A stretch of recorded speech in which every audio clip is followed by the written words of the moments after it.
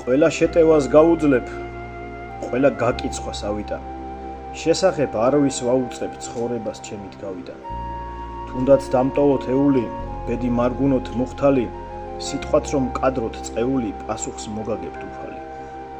ანდა ვინ მოგცათ უფლება გაკიცხოთ თქვენი მოყვასი, სანამ ჩემს სახელს ახსენებთ, ჯერ გახდით ჩემი ტოლფასი. არ ვიცი ვინ რის მთქმელია, პასუხს არ ვეძებ მე ბოლოს, და ვინც კი უცოდველია, ქვაც სწორედ იმან მესროლოს.